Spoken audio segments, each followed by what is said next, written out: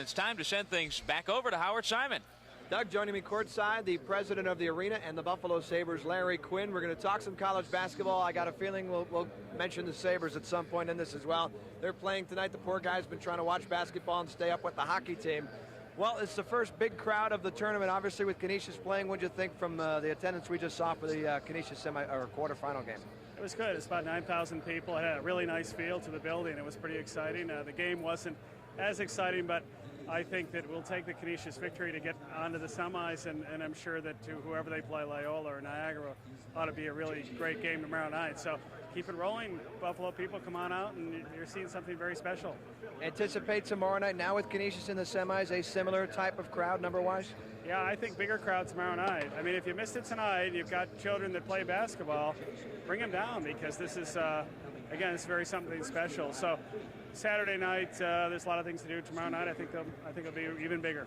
Larry, how important is it to show off the arena, to show off Buffalo, and to use the MAAC tournament as a way to kind of put Buffalo in a good light? Well, I think, first of all, it's a great launching pad for the Canisius and Niagara program. I think that if you're a high school player in Western New York or Southern Ontario or even in the New York City area, you can see that this is a big-time program now and you can participate in it. For us, it's terrific because basketball is really the most popular sport in the country today, and to the extent that we can create a venue and some teams that can compete and make it exciting, I think we're really happy about it.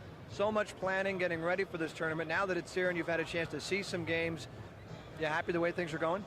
Yeah, I think that Rich Henser and Jay Williams and the MAAC staff do a terrific job, and I think our Sabre staff here, our hockey people, are really in love with the game of basketball this weekend, and I think they're doing a terrific job as well. All right, and well, so are you, Howard. Thank you. We'll let you go listen to the hockey game. Team's doing well, right? Oh, as far as last time I looked with my little listening device here, they were doing okay. There's a few minutes left to go. All right, Larry, thanks very much. Okay, thanks, Howard. Larry Quinn, Sabres president and Marine Midland Arena president. Lots of college basketball still coming up. Niagara and Loyola. It's MAAC basketball on the MAAC Television Network. Welcome back to Marine Midland Arena in Buffalo, New York. Still one more game to come as we wind down the quarterfinals for the men.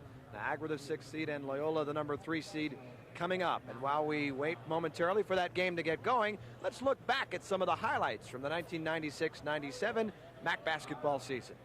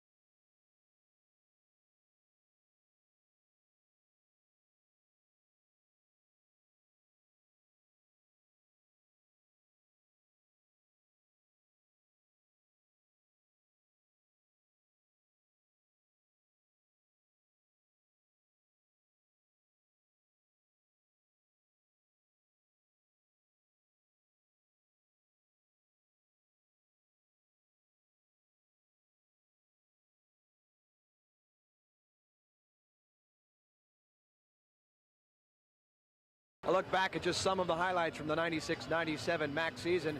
Now, in case you've missed anything, we'll get you caught up as to how the men's tournament has gone so far on this quarterfinal day of action. It began with a big upset as the top seed Iona lost to Fairfield 80-71 in the first men's game of the day. St. Peter's, in a tight game with Manhattan, prevailed 51-48, so the Peacocks move on to play Fairfield in the early semifinal tomorrow night. Canisius, as you just saw, a blowout 84-44 victory over Siena, and still to come, Niagara swept in the regular season, taking on Loyola, the number 3 seed. And the Greyhounds, of course, will provide some tough matchup problems for Niagara, and Doug and Glenn are going to get into this. Again, Niagara lost a double overtime game to Loyola up at the Gallagher Center, and then lost down at Reitz Arena in Baltimore as well. And the Purple Eagles are stumbling coming into the tournament, but they were stumbling going into the tournament last season, and in a somewhat similar position. They had lost to Manhattan 8 straight times. They pulled off an upset of the Jaspers in the first round. Niagara, going in not on a roll, has lost 8 straight games to Loyola going back to the 92-93 season. They'll try and spring the upset, and they'll have to find out a way to stop the star from Buffalo, traditional high school right here, Jason Rowe, the freshman point guard for Loyola, has really hurt the Purple Eagles in those 2 games. And he is a guy who just didn't want to stay home. He wanted to go away to college, and he's had big games against Niagara and made the MAAC all-rookie team. He and Mike Powell and Anthony Smith, some of the problems that will be presented to the Purple Eagles tonight as they try and pull an upset and make it an all-Western New York semifinal. So that's coming up, Loyola and Niagara, as we continue the MAAC basketball tournament from Buffalo on the MAAC Television Network.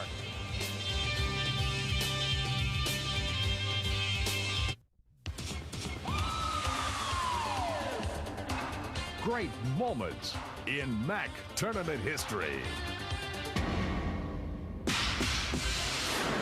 In 1995, Loyola wins its 2nd straight championship behind MAAC Player of the Year and 2-time tournament MVP, Patty Stilfy. In the 1995 championship finals, Loyola defeated Fairfield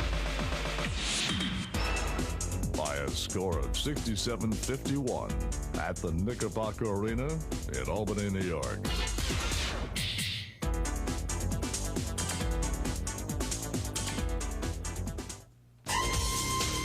Coach Jack Armstrong and his Niagara Purple Eagles come into the Marine Midland MAAC Tournament quarterfinals as the number 6 seed. Niagara features one of the most prolific scorers in league history, Chris Watson. He ranks 2nd all-time in school history behind Hall of Famer Calvin Murphy Sr. Purple Eagles, though, have their hands full today with Brian Ellerby's Loyola Greyhounds. They're the number 3 seed, riding a 5-game win streak. And perhaps more important is that Loyola has not lost to Niagara in 4 years, taking 8 straight in the series. It's Niagara against Loyola coming up next.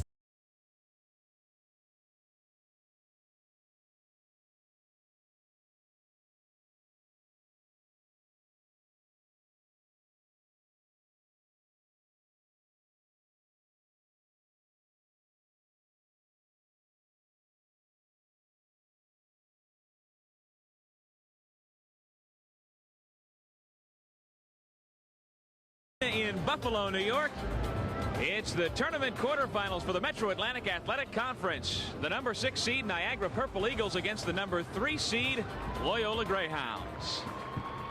Once again, good evening, everybody, and welcome back to Western New York. You hear the cheers here in the Marine Midland Arena for the Niagara Purple Eagles. Along with Glenn Conser, this is Doug Sherman. The Purple Eagles back onto the floor, hoping to enjoy the same kind of home court advantage that we just saw Canisius enjoy. If the Purple Eagles are to win tonight, Glenn, what do they have to do? What are their keys to the game?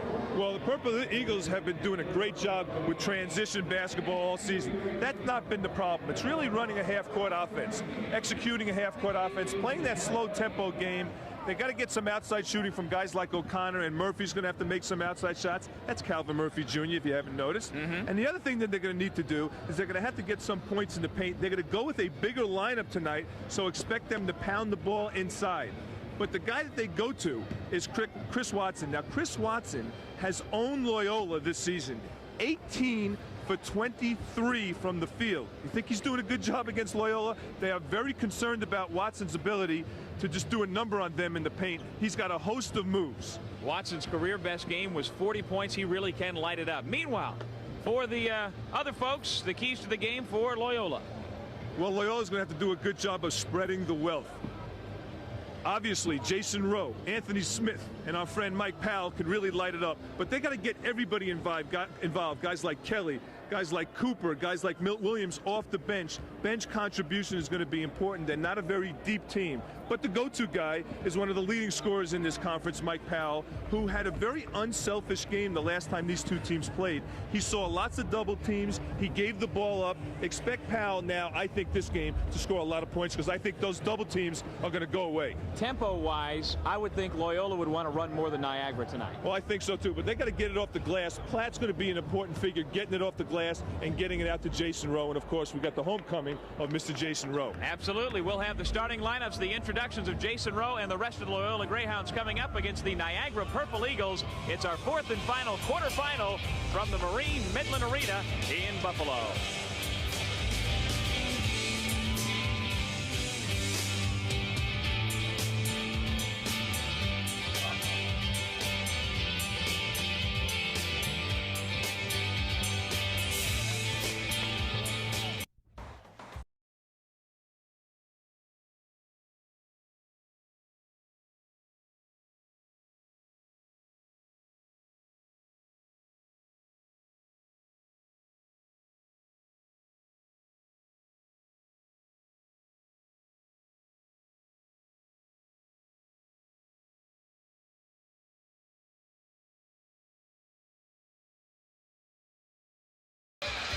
Doug Sherman, Glenn Concert, Howard Simon, glad you could join us for the final of our 6 games here.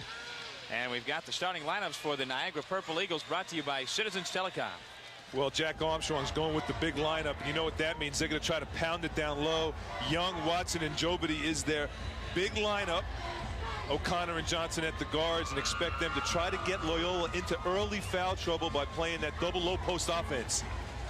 Meanwhile, for Loyola, that's how Brian Ellerby lines them up. Little role reversal there. You're going with the small lineup, 3-guard offense. Rowe, Powell, and Anthony Smith. And Cooper really, I think, is a 3 or a 2. Platt, only big fella in there. That's been their starting lineup the last 7 games of the year. And it'll be interesting to see how these Niagara fans react to Jason Rowe. The officials, Bob Madigan, Thomas Corbin, Ron Foxcroft. I know they always list them alphabetically, and with Sherman being my last name, I was always at the end. So I'm going with Madigan and going for the bottom. I see. Just checking. I think, you know, Concert, you didn't go through that as a kid. I was usually first. I was one of the. I wasn't the A. I wasn't the A's or the B's, but I was. You know, I was in the upper echelon. We're looking at a complex for the S's. But we'll have to take care of that. All right. You could change your name to like Adam, Doug Adam. Doug Aaron, even better. Doug, there you go. You won't lose. Or Doug AAA.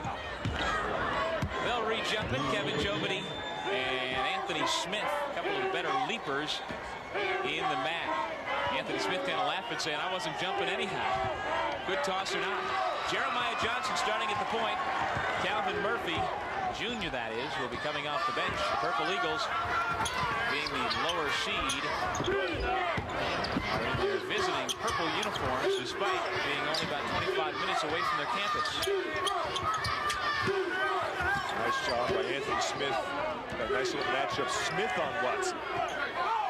Got Platt on Young. And there's Jobity getting the Purple Eagles on the board first. He is from just up the road in Toronto, Ontario. Anthony Smith in the left corner. He loves to penetrate. Watson steals, gives it up to the guard wisely. Johnson missed the reverse. Watson and Cooper. Watson muscles it away, but here comes Jason Rowe. First to speed, the little guy puts it up on the finger roll, and he'll go to the line. If that indeed was a shooting foul, the official says the foul came back at the foul line. So it's a non-shooting foul. At the next level in the NBA, he goes to the line. Would be a continuation in Jason Rowe. What a big name Jason Rowe is up here in Buffalo. And I was walking down the street with Brian Ellerby, and Brian Ellerby had his Loyola warm-up on, and some little kid came over to Brian Ellerby and said, hey, isn't that the school Jason Rowe goes to? No mention of the school's name, just Jason Rowe's name.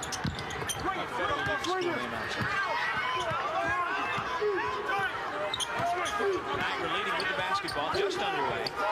Maine Young from the foul line. Mark. Jobity. It's Kevin Jobity 4. Everybody else nothing. You see Loyola a little tentative playing that internal defense. Anthony Smith and Platt have to be careful not to pick up foul trouble early in this game because Loyola has a depleted bench. It's a weakness from their standpoint. They need those guys in the game. There's O'Connor. Look at that. Jason Rowe. 5'10", getting up high. But count it. You could see it coming. Rowe was measuring it. And watch the little guy get up after the turnover. Nice job by O'Connor anticipating, stepping into the passing lanes. And Rowe just comes from the weak side, gets up real high. Had got his elbow over the rim. He's about 5'10", maybe. Foul against O'Connor. That's a tough matchup if it winds up being O'Connor trying to guard Powell. And a lot of people believe that basketball is a non-contact sport. Chris Watson will tell you differently. Come on, Chris. 6'7", 227. You're not going down that easy. Robert and Riddick both. Robert Canero. I always get those guys confused. Robert Canero and Al Pacino. Yeah. Those two guys.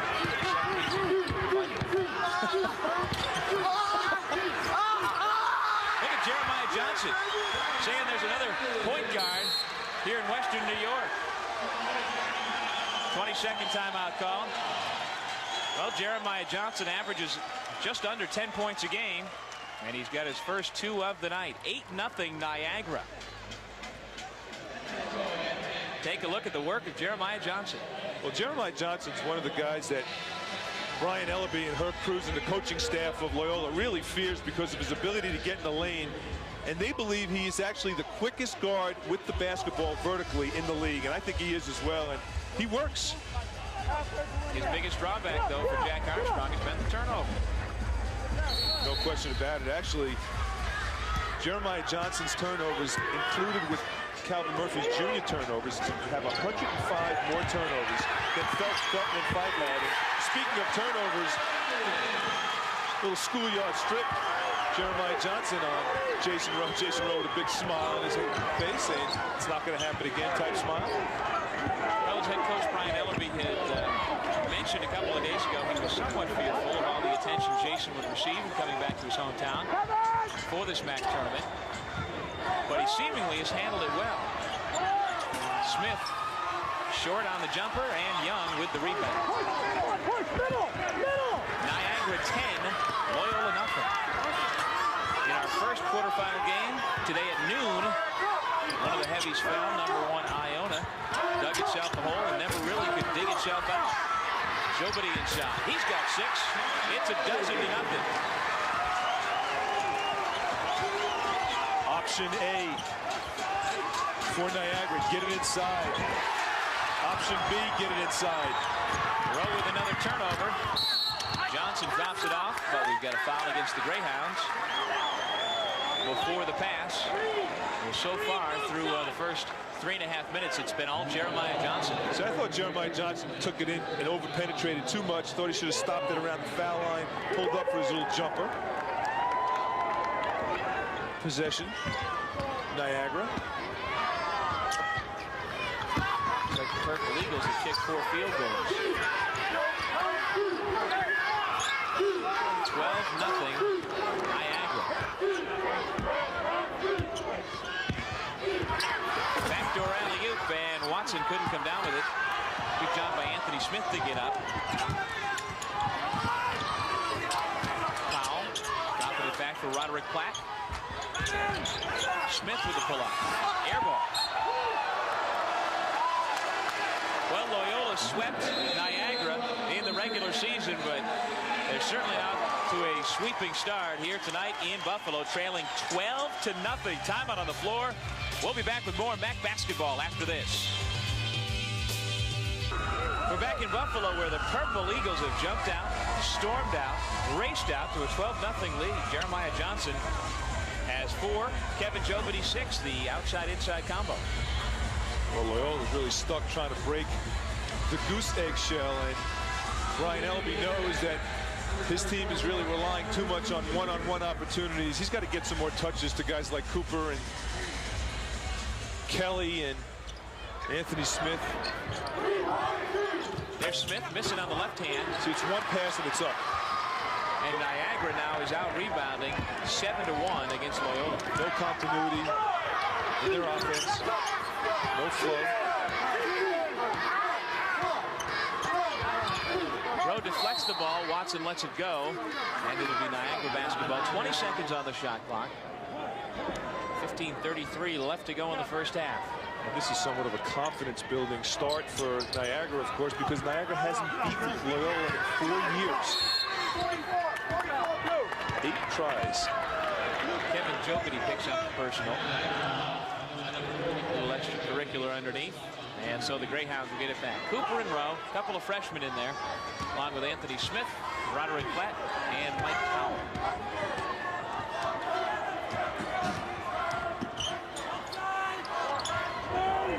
Powell guarded by O'Connor. Cooper watched by Watson. Smith guarded by Jokety.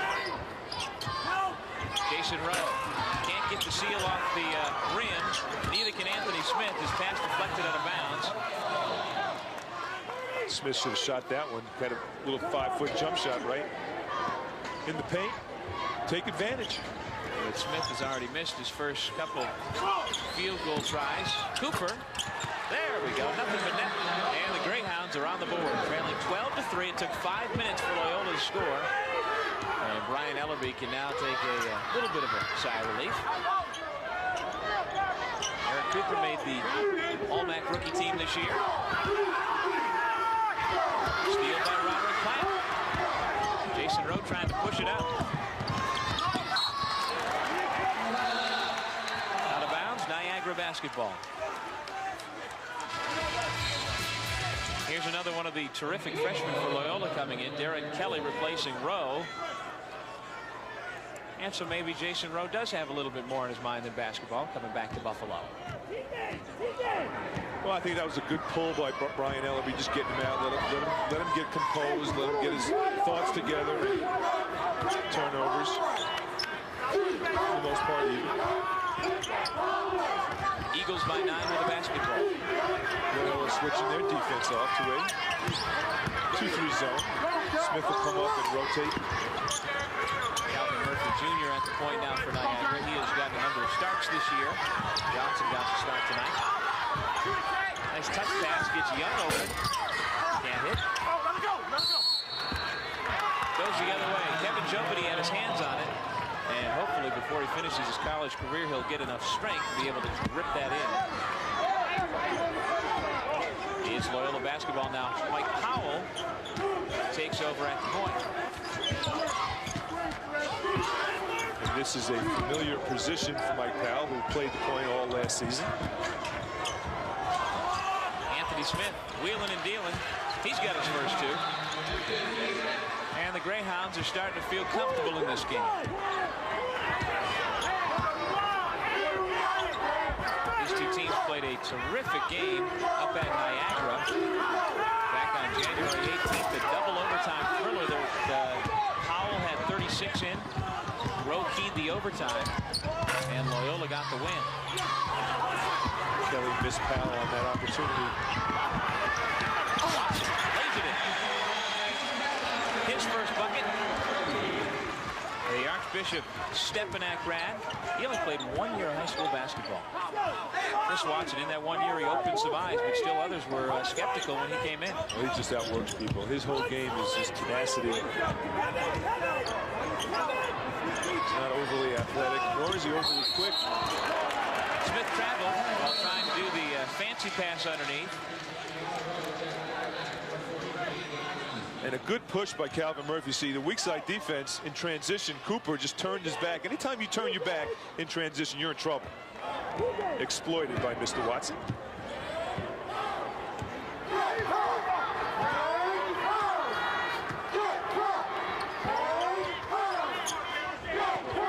Niagara. This zone has given Niagara fits all season. Nice look by Murphy. Not that time. All of a sudden, Kevin Jokety has 8 points. 6'10", 224-pound sophomore. He's been active this game, just moving without the basketball, flashing much more than I've seen him all season. There are games where he just disappears. The other broadcasts we've done with Purple Eagle games, he's been much less active than he has so far in the first 8 minutes tonight. Nice look by Smith. Kelly gathers and puts it in.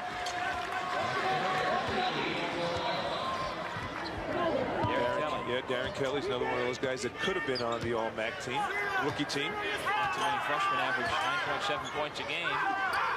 Murphy jacks it up. He also shot 37% from three.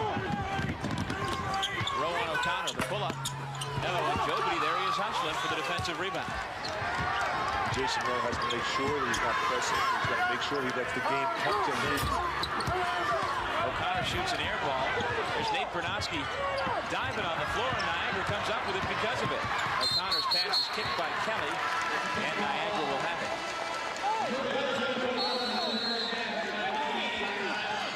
Brent Beamer will come in when we come back for Niagara, and Jack Armstrong is out there high-fiving his players. They lead 16-7.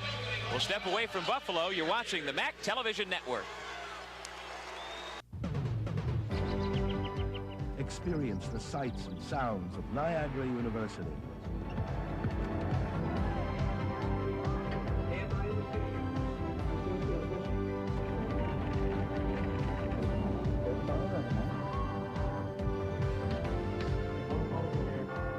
For a visit, call Niagara University at 286-8700. You'll love what you see and hear. Purple Eagles themselves have been huge. 16-7 the lead. 11:24 left to go. In case you missed it earlier in the afternoon session, Fairfield upset Iona 80-71. The Stags will meet St. Peter's tomorrow night in one semifinal. The Peacocks beat Manhattan in a thriller 51-48.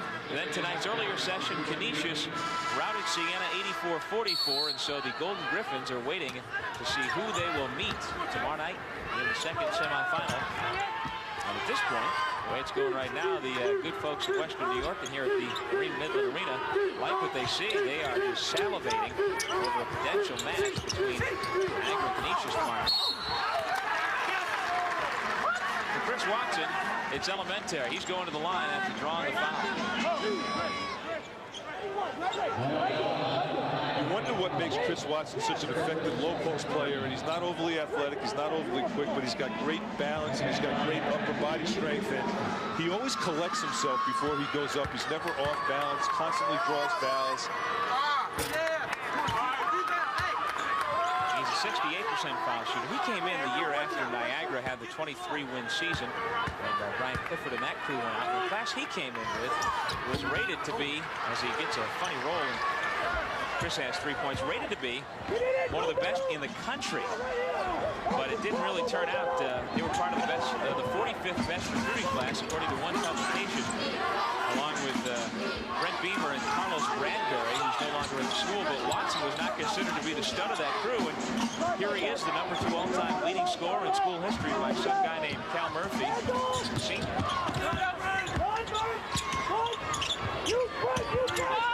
Kelly connects.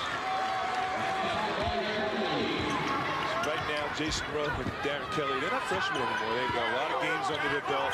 They're confident in the 40s. And the interesting thing is Rowe and Kelly kind of came out of the blocks that way.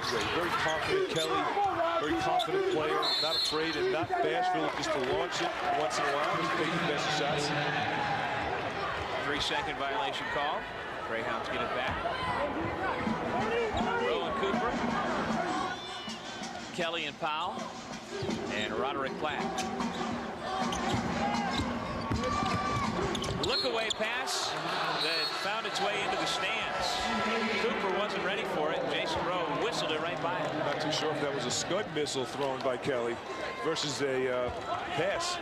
Watch out, cameraman. That could have hurt somebody. 17-9 Eagles. Midway through the first half.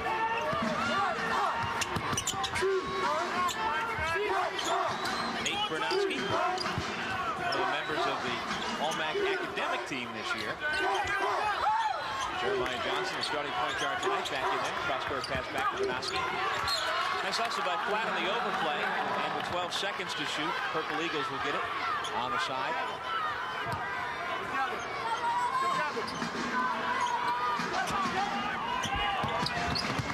Here goes Johnson.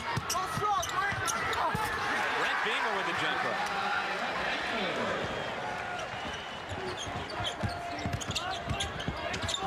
He's another one just across the border in St. Catharines.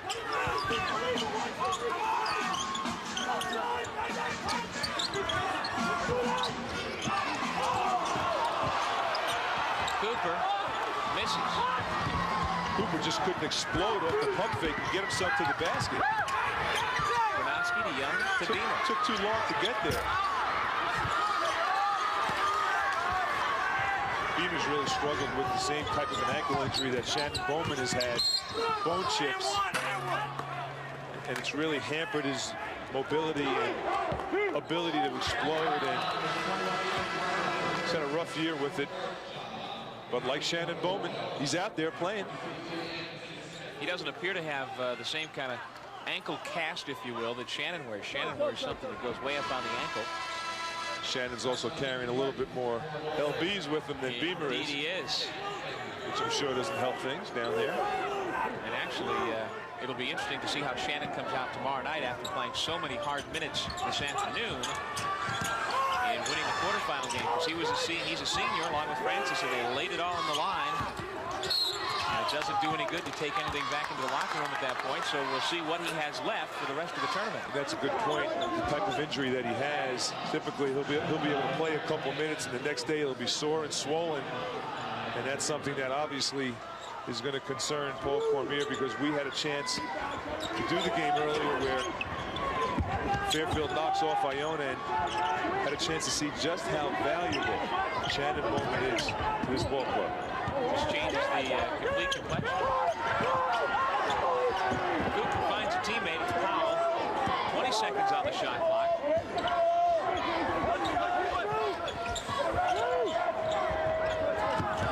Cooper's the best three-point shooter on the team, can't get it off. You see the shot clock in the lower left corner. Smith may have shuffled his feet, but he gets away with it, the foul and the shot. The basket counts for Anthony Smith. He'll go to the line to try and complete the three-point play. See, Loyola has so many options when a play breaks down and that shot clock is winding down. They can go to Anthony Smith off the dribble. They can go to Mike Powell off the dribble, or Jason Rowe or Darren Kelly. Great one-on-one players. Dribble penetration type players could really convert and finish. Patrick McNamara. And this Loyola team, Doug, is the hottest team in the MAAC conference coming into this tournament. They've won 5 straight. Really starting to gel. Young was fouled.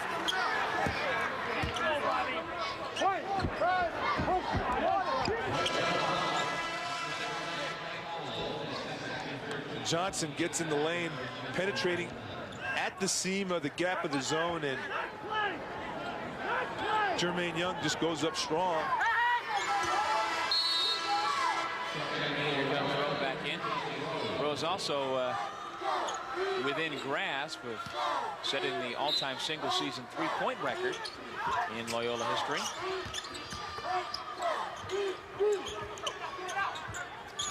Notice they were looking to post up O'Connor on Rowe.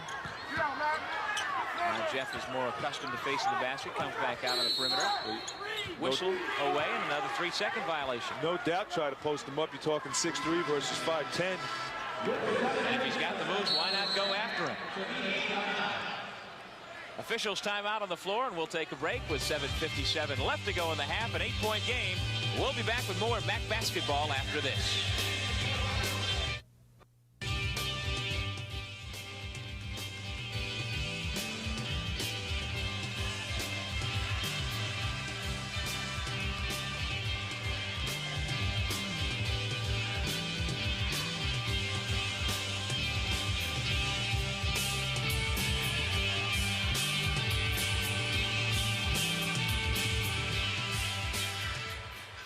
Back in Buffalo, Niagara 19, Loyola 11, 7:57 left to go in the first half.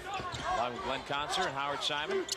This is Doug Sherman. Glad you could join us for this is March Madness, baby. That's what it's all about. We've been talking about it all year, and here we are, tournament time. And this is our 6th game as carried on Empire, along with MSG and MSG2. 10 seconds to shoot. Anthony Smith in the corner to Rowe.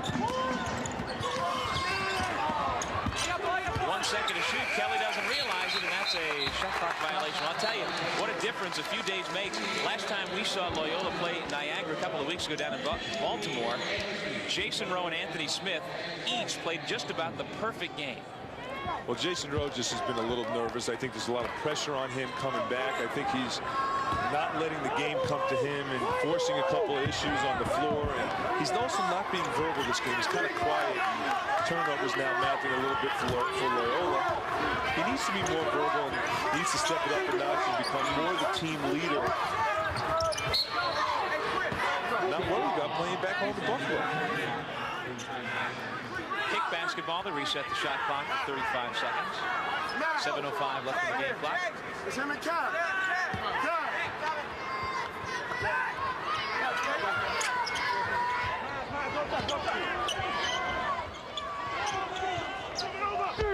Loyola staying in his zone.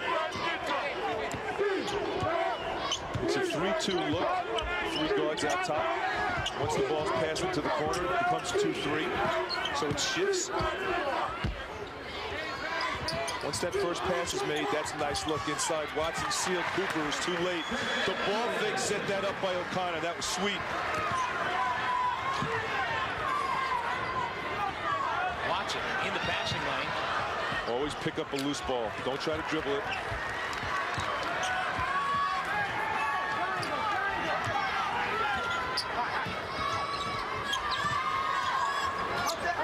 Jeremiah Johnson at the point. Jeff O'Connor, our Citizens Telecom long-distance shooter champ for the men. Brooke Rankins from Manhattan College was the women's winner. Both received their awards earlier this week out here in Buffalo. Mike Powell comes back in, and Cooper goes out. Look at the little seal down inside. Cooper was kind of pinned off by Jermaine Young on the weak side, and Watson, that's his game. Wheel and seal. O'Connor's fouled by Kelly. And Jeff O'Connor, a 6'3" junior from Syracuse, will go to the line. Went to West Genesee High School. And he has knocked down a 3-point jumper in each game so far this year, except for this one, but still has plenty of time. He's going to the foul line with 2 points. He's also the only Niagara player to start every game so far. Chris Watson has missed a couple of games starting assignments. One because of a missing a practice or late to a practice, so a minor disciplinary thing. 21-11, Niagara on top by 10. Kelly in the right court. Look at the defense by Jack Armstrong. I could have sworn Jack Armstrong jumped on the court to help out on that trap. He double teamed it. He did.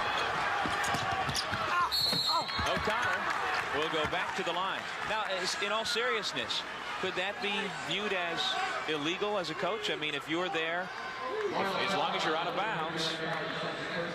Well, he was definitely out of bounds when that happened, but here's the push by Johnson. This is what he does best. Little dish pass. Defense couldn't react. Connor just couldn't finish. And we've got a timeout on the floor with Niagara enjoying a 10-point lead late in the first half. You're watching the MAAC Television Network. 450 years.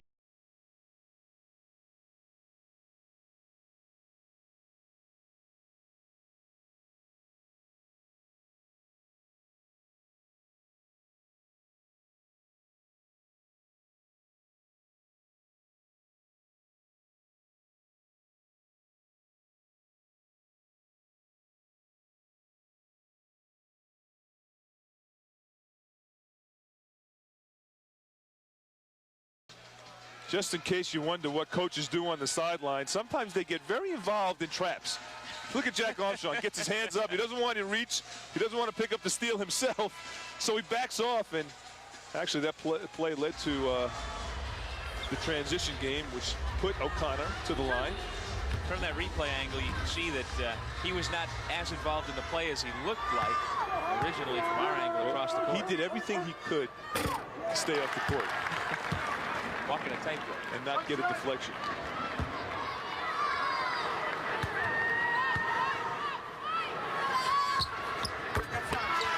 O'Connor parries them both. Nate Brodowski comes back in, and O'Connor goes out for the Purple Eagles, 23-11. It's a 12-point lead, and the difference in the game was the 12-0 run Niagara started the game with. Since then, they've pretty much traded baskets.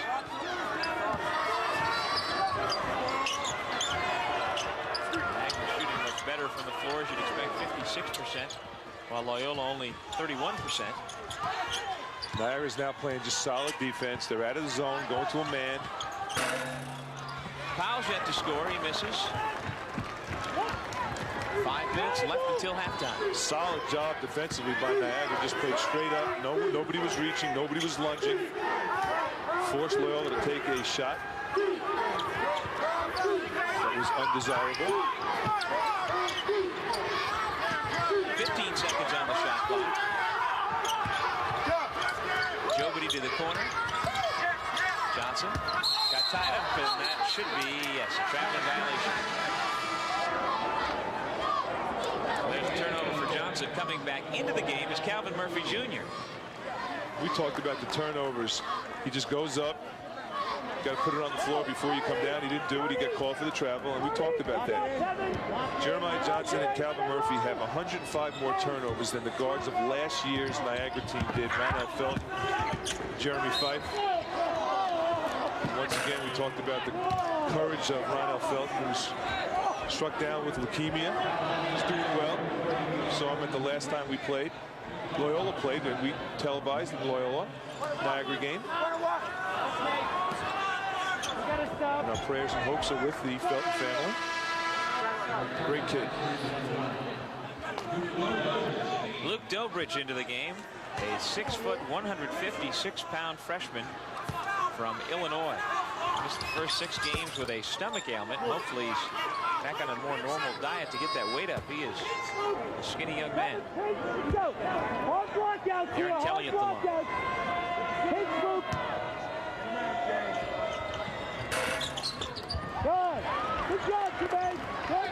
Jermaine Young with the rebound. Well, if tomorrow morning you feel like watching a little bit more college basketball, flip on CBS, because Calvin Murphy Jr. is at the point now for Niagara, and his father, Hall of Famer Calvin Sr., will be a feature on CBS News. They came up and did the interviews last month and talked to head coach Jack Armstrong about the younger Murphy. Jermaine Young with a reverse layup. Calvin Murphy Jr. might have heard you, because he threw a nice little pass inside. Young is wide open. The whole game, Jermaine Young is wide open.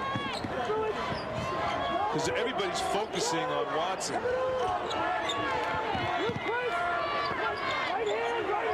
See, Watson causes so much attention in the low post that when you play that double low post game, and actually they're playing a triple low post game with Jobity, Young, and Watson.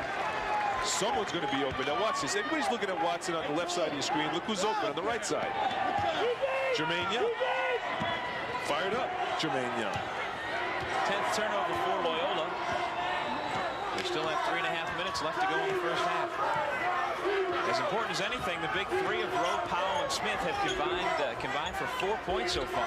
Rowe and Powell still staring at a goose egg. Watson falls in the paint. Play continues. Nobody gets it shipped away. 7 seconds to shoot. Watson somehow left wide open. Instead penetrated. Here comes Jason Rowe, one-on-one. Smart foul. Dobrich tried to tie him up before he could get the shot off.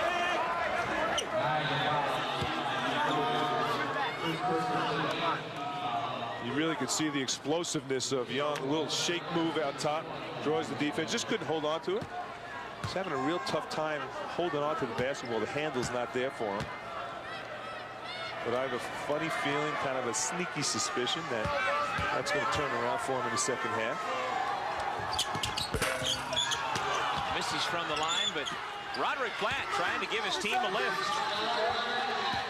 6'10" sophomore center with his first bucket. It's an 11-point game. One of the reasons Brian Ellaby stays in the zone is he doesn't have that deep bench. He feels that his 5 players can stay on the floor a lot longer if they play that zone. Kind of like how John Chaney uses it at Temple. Darren Kelly with a nice bounce. He's got 6 points, and Jack Armstrong wants to snuff the Greyhounds before they get their momentum going. It's a 9-point game once again, 25-16. See, now what we're seeing is we're seeing Loyola do a better job preventing second chance opportunities on the glass. They're getting it. It's a one shot and they're done, and they're looking to push the ball up the floor to get some easy baskets. Loyola can be a dangerous team in transition with guys like Powell running the wing and Young pushing it up and Anthony Smith filling the lane. Well, in that game 2 weeks ago, I counted Smith for at least 4 or 5 dunks. You know, he shot something like 10 for 12 from the floor. No, it was 12 for 14 from the floor for his career high 25 points, and most of them were in transition. Layups and dunks. And that was one of the reasons that happened is because Niagara was double teaming Mike Powell, and Smith was wide open the whole game. Lob inside. Smith soars for it. Trying to push it up. Jason Rowe, number 13 at the top of your screen, was calling for the ball. Nice reverse layup by Roderick Platt. Platt historically has had good games against Niagara versus Jobity and Young. 25-18 Niagara. Ball's coming this way. Murphy Jr. saves it. 15 seconds to shoot. Notice how the zone extends wherever Jeff O'Connor is. As soon as he gets the ball, we got to get it up. 3 seconds to shoot. Murphy misfires. Jobity after it, and he's got it. Good hustle for Kevin Jobity, who leads Niagara in scoring with 8 points so far tonight. Rowe got a hand of that pass again. 1 minute left to go in the first. Beamer bottled up. And he stepped out of bounds. Loyola basketball. Well, considering Loyola fell behind 12-0, Glenn, they have hung around pretty well. Well, they certainly have. Obviously, this game is far from being over. The tempo arrow, I think, is now pointing in the direction of Loyola, starting to get some easy baskets in transition, starting to push the ball up the floor. The defense also is becoming effective on the zone. And Niagara has yet to make some outside shots to open up the inside game more effectively. Guys like O'Connor and Jeremiah Johnson and Beamer. Beamer made a few. Pass inside by Platt is deflected out of bounds. Eric Cooper will come back in. Eric has 3 points so far tonight, replacing Darren Kelly, who goes out with 6. 31 and 1/10 second remaining in the first. Stay tuned at halftime. We'll have our highlights and Amtrak halftime statistics and much more. 5 seconds on the shot clock. Roderick Platt gets it up. Didn't hit the rim, but Niagara got the rebound. Back in Buffalo, Niagara leading Loyola 27-18 in this men's quarterfinal. The MAAC tournament is down to just 5 men's teams, and we'll be down to our final 4 within the hour, and we'll know who will be taking on the Canisius Golden Griffins tomorrow night in the second semifinal back here in Buffalo. We check out what has happened already today here in Buffalo as we check the brackets for the men's bracket.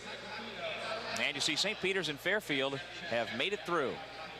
And St. Peter's really had a gutty performance against Manhattan. It was nip and tuck at the end, the last 5 minutes of that game. I wonder if Manhattan kind of wore down St. Peter's a little bit, but there's obviously still life in the Peacocks, and they're going up against the underdog team, Fairfield, and they might be one of the best 8th-rated seeds I think I've ever seen in a tournament. Fairfield with the great upset against Iona. Canisius, obviously, I think right now Canisius is probably playing the best basketball of any team in the MAAC tournament. So I think Canisius right now, to me, is the team to beat. Now our matchup tonight is a 9-point game at the intermission. Niagara is on top. The Purple Eagles jumped out to a 12-0 lead, and they've been able to hold on to it, but I'm sure no one would have expected Loyola to have only 18 points at the break. Well, I think, first of all, Loyola still has some gas left. I don't think they're on E yet, but I think the game plan really worked well, starting the big lineup.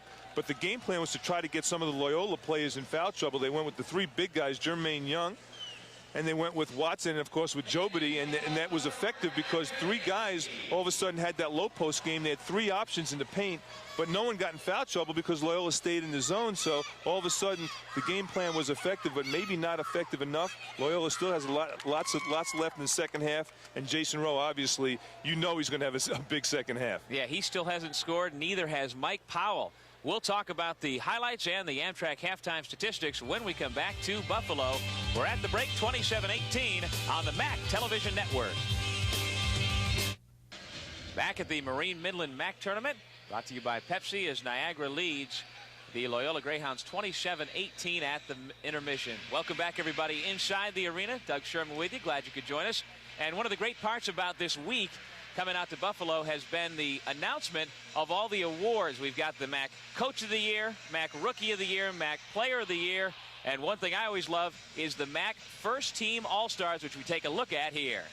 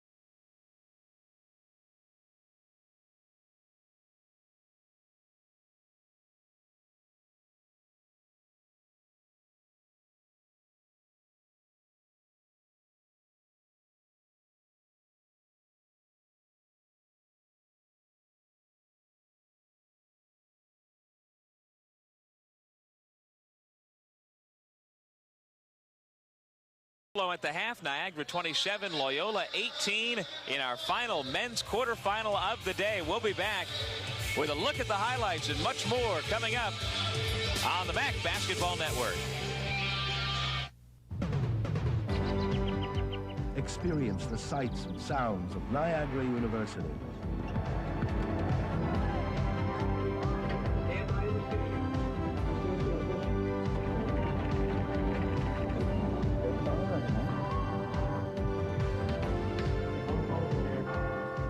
visit, call Niagara University at 286-8700. You'll love what you see and hear. Back at the Marine Midland MAAC tournament at the Marine Midland Arena in Buffalo. Doug Sherman, Glenn Conser, Howard Simon with you. So glad you could join us for this final half of basketball coming up. The first half was interesting in that Niagara jumped out to a 12-0 lead as we take a look at our pictures from that first half, but the Greyhounds finally got on the board. Well, they got on the board with a three-point shot. Now, actually, that was the only three-point shot that we have seen go in the basket in the first half. Smith was somewhat proactive with the basketball, but Loyola got no points from Mike Powell and Jason Rowe, and that really hurt him. But Watson obviously was the big story in the first half with his inside presence. And that opened up the inside games for guys like Jobity and Young. But Watson's ability to run up and down the floor. Now, the big story in the second half obviously is going to be, Watson's health. How badly is that ankle turn? Can he come out and run? And you take a look at the stats. Look at those three-point field goals. Ice cold and not much better on the free throw end. Niagara with the advantage on the rebounding end, but primarily most of those rebounds from Niagara came from offensive rebounds, just pounding the offensive boards. We'll be back with the start of the second half with Niagara leading Loyola 27-18 from Buffalo. You're watching the MAAC Television Network. Niagara leading 27-18 at the half, and just moments ago, Mike Finnerty from the New York Lottery presented a $1,000 check courtesy of the lottery to the postgraduate scholarship winner Teresa Tacopina of Iona. Accepting the check on behalf of Tacopina was Niagara University Director of Athletics Mike Jankowski. A senior center on the Iona women's basketball team, Teresa had a 3.88 overall GPA in biology. The New York Lottery supporting education since 1967. And we are underway with the second half. Niagara leading 27-18.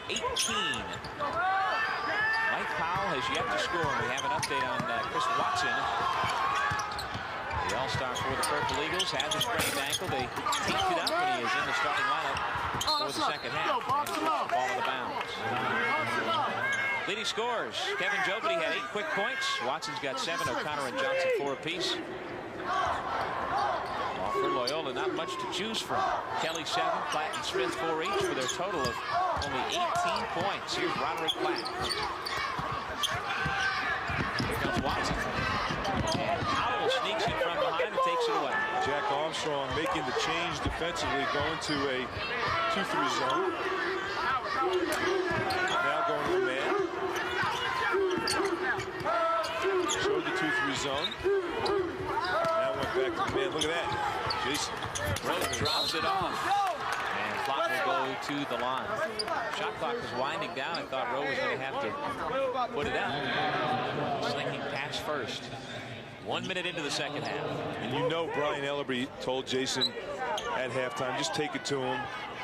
Get your confidence back. And Jason Rowe wasting no time getting in the paint. And that's one area of his game that we have really seen improvement the second half, specifically in February in Jason Rowe's game, is his ability to get in the paint and throw that little soft high shot over at big fellas. His ability to convert, make himself a threat. Platt misses. He went to Hargrave Prep from Landover, Maryland. He was a starter all last year as a freshman. And coming off the bench this year. 1 for 2, he's got 5 points. Loyola's on the board first here in the second half. Trailing 27-19. Here comes the Greyhound. Mike Powell gives it to Smith. Anthony doesn't get the roll, and an over the back shot on Watson. Chris Watson didn't have the positioning on Roderick Platt, and he whacked him on the backside. Loyola came out with a 2-2-1. Full court. Now watch Jobity. He doesn't step to the ball. He waits for the ball to come to him. You don't even see him in your screen. You got to go after it if someone throws an errant pass. Go get it. Help your teammate out. Instead, Powell just kind of stepped in there. That was supposed to be a long pass to Smith, and Powell wound up putting it on the rim. It'll go probably, I guess, it's a missed shot. And team rebound for Niagara as he went out of bounds. Johnson and O'Connor in the backcourt lead pass, a little bit too far for O'Connor. Nice give and go. Young lays it in. Nice job by Watson to step into the release area right in the paint.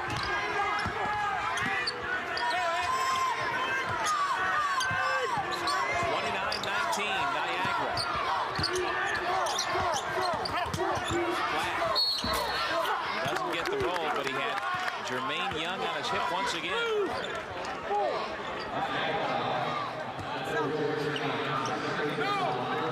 Against pressure, you really have to move the basketball, and Niagara did a great job. Young just kicking it right to the middle of the floor and didn't stand and wait. Young just cut to the basket, and that was the key.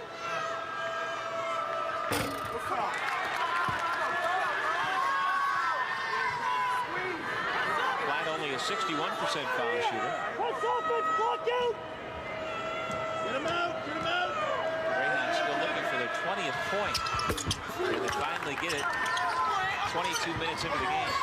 Yes, yes! He's at 1-2-2.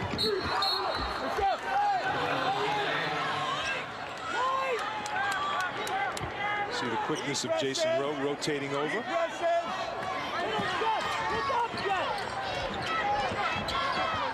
Johnson with a long pass, and it goes way out of bounds. Jack Armstrong definitely needs a timeout right now to discuss a zone-breaking offense. That is not the way to break it. No, you want to get the ball in the middle of the floor, short, quick passes, push it up. It's difficult to throw the ball over the top of his zone diagonally like that across court. No one there. You want to work the ball around, dribble, penetrate against it, pick it up, get rid of the basketball before the double teams come. Jack Armstrong is telling him that in a little different way than I'm explaining it to the folks. I think what I read on his lips was ball fake. Ball fakes will shift that zone. But you also have to move to open areas to help out the passer and move right to the middle of those gaps. Or else it would be an ineffective zone offense with the ball fake. 29-20, Niagara by 9. And finally, Mike Powell's on the scoreboard. Here comes the Greyhounds. They're doing it with defense. They're within 7 points.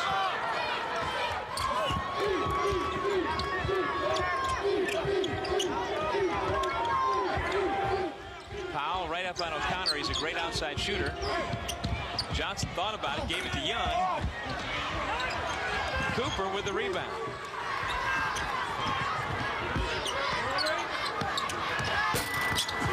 Throw no good. Young the board. Jermaine Young getting a lot of minutes tonight.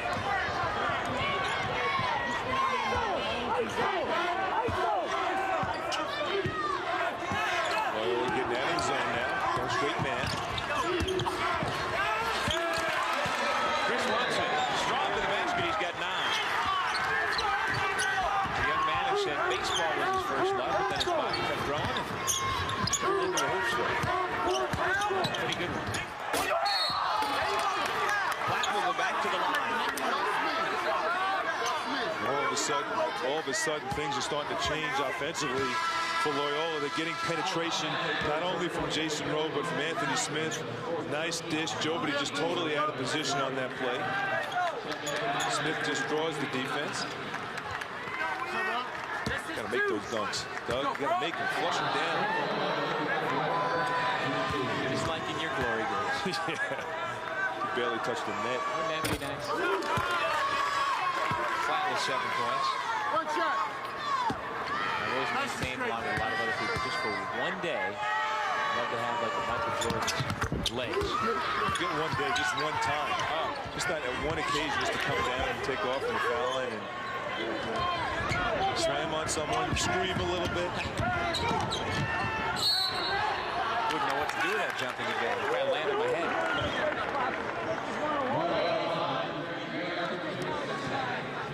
Seriously, remember the first time as a kid when you got up to the rim, like you either climbed a ladder or one of your friends hoisted you up and hanging on the rim, and then you let go. It's a long ways down. It was a long ways down. Imagine trying to do that full speed.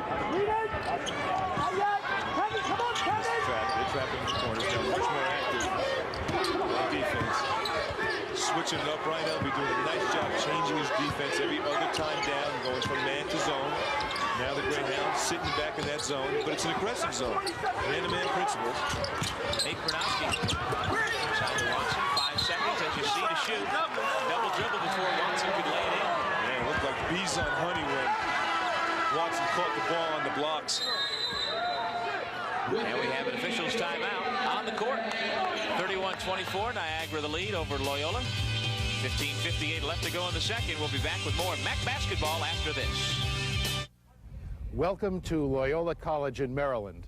Here at Loyola, we seek to educate the whole person, mind, body, and spirit.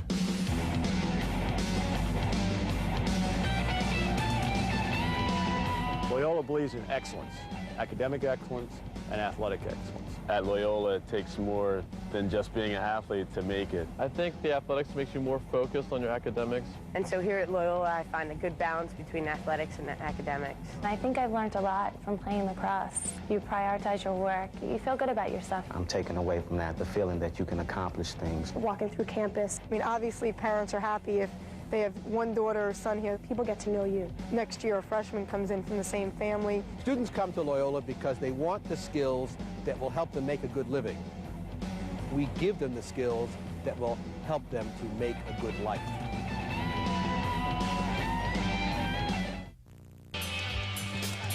Hey fans, the next time you come out to Buffalo, why not stay at the full-service downtown Holiday Inn? Heart Hotels cater to business meetings, social functions, and provide rooms for your out-of-town guests. For reservations, call area code 716-886-2121. Holiday Inn Downtown, the official hotel of the MAAC Television Network. Back inside the Marine Midland Arena, and it has been a comfortable lead for Niagara this entire game. Those guys look like they've been here as long as we have. Work it! Oh, Work it! I didn't see him this morning as I walked in at 7:30. 16% second half. Loyola somehow creeping back in it with their defense. Still down 7.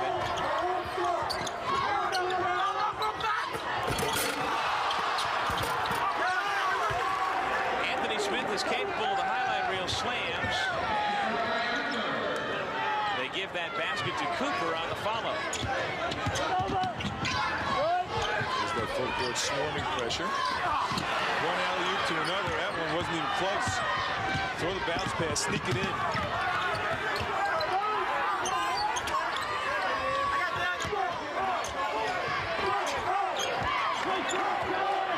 Niagara 31, Loyola 26. Greyhounds creeping back in.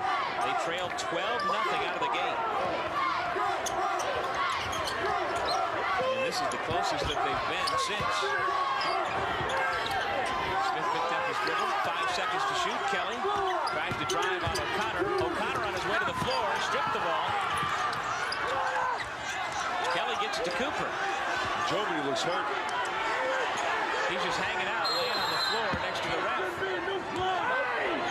Didn't look like he was in pain facially. Just kind of lounging at the foot of the official. Just didn't kind of feel like getting up. I don't know. Jack Armstrong had a clue, but I thought he fell on his shoulder or hurt his elbow on the way he came down. Kevin, get over here!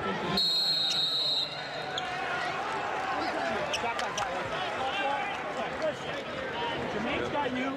And it looked like he came down because he came down on his side. Watch how he falls. He saves the ball and he comes down on his shoulder. That's on those types of plays you can dislocate your shoulder and have some collarbone problems. And he's okay. He looks okay. He just didn't get up.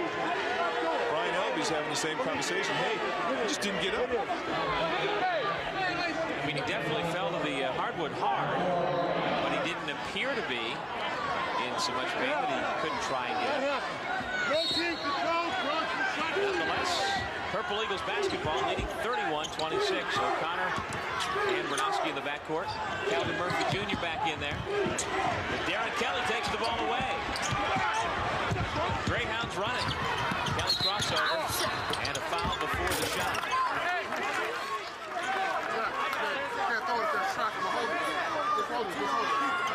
Darren Kelly was one of the Loyola Greyhounds who missed time early in the year. So many injuries, pneumonia. lots of problems for Loyola, but the hottest team along with Iona in the second half of the season. And we can't forget all the players that really are missing from this lineup from Loyola. Here's an opportunity. And Watson slams it home. We can't forget all the players that really are missing from this lineup from Loyola. Here's an opportunity. And Watson slams it home. 11 points for Chris Watson off the feed from Murphy. Did a little profile after the slam, too. What was that all about, huh? If you can do it. Profile. Why not? Blanchard Hurd missing from the lineup. Injury. Lamar Butler missing from the lineup. 6'10". Good low post player. Injured. Dwayne Johnson transferred. Lucillo Abraham out of school now at George Mason because of academics. Ryan Elby really had to push the right buttons and change gears, and he's done that. This Loyola team, 8-2 in the conference, and a bunch of new faces, really only going 7 deep the whole year. Young will go to the line. The Niagara bench is up. I tell you, still Rowe, Powell, and Smith, the big three for Loyola, 6 points total. And that's been the missing component, definitely, the guard play. And again, once again, pounding the ball inside is the first option.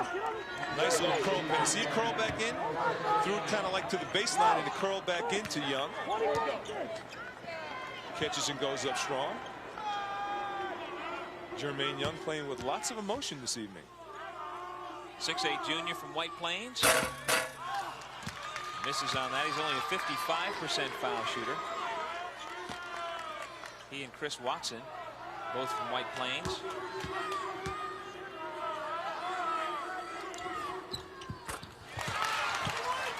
Young has 5 points for Jack Armstrong's club. 34-26.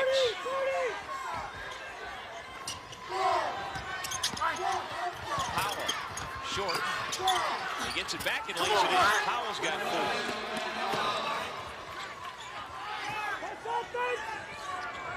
You can only hold Mike Powell down for so long. He's just going to find a way to score. If his outside shot's not clicking, he'll put it on the floor. 13 minutes to go in regulation. Nice ball fake. So the ball fake swung. Ouch.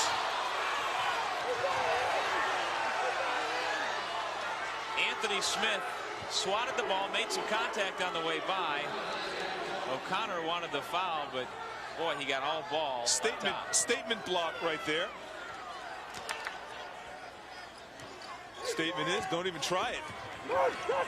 Kind of glared at him when he walked by when he was on the floor, saying, get that shot out of here. Shot clock winding down. O'Connor missed the finger roll. And the refs are letting him play a little bit. Little volleyball on the backboard.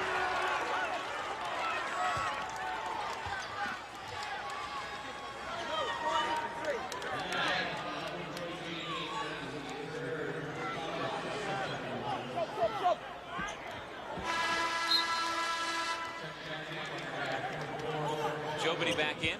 Watson goes out. Beamer will check in. And he'll replace Bernowski. Jason Rose back on the floor for the Greyhounds. He is still looking for his first point. The 9th leading scorer in the conference at over 14 a game. Only player for Loyola this year to start all 26 games. Averaged 20 points a game in the last week of the regular season. He might have been the best player in the MAAC in the month of February. Forget about being a rookie.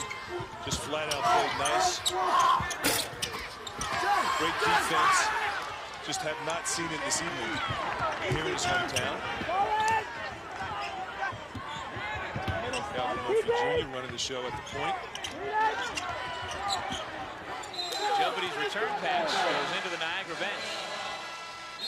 And with the turnover, we'll step away from the Marine Midland Arena in Buffalo with Niagara on top 34-28. You're watching the MAAC Television Network.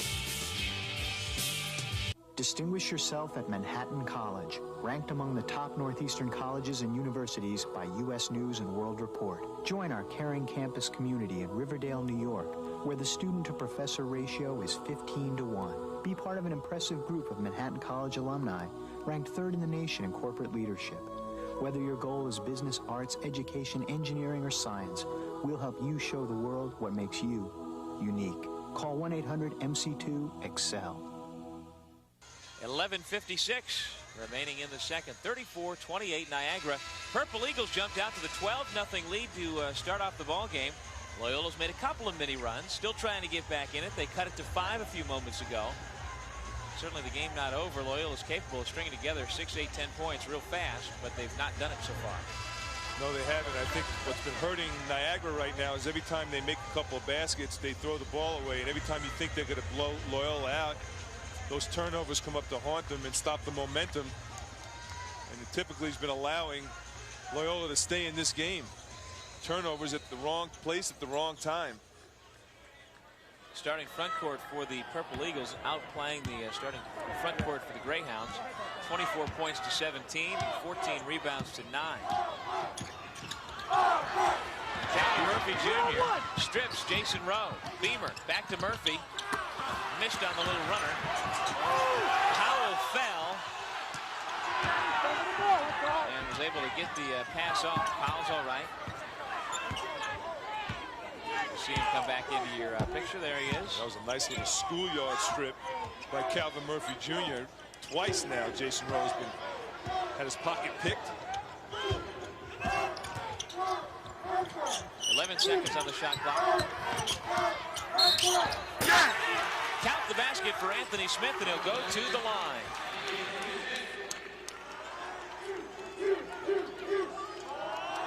See, when Anthony Smith is isolated and has all that room, that whole right side of the floor is wide open, giving him room to operate, he's going to score. No one on Niagara can stop him with that much room.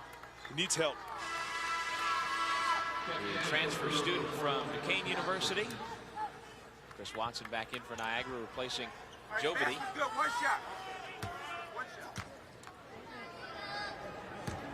This is the closest this game has been since the opening minute of the game. 34-30 Niagara. Now it's a 3-point game. Anthony Smith has 7.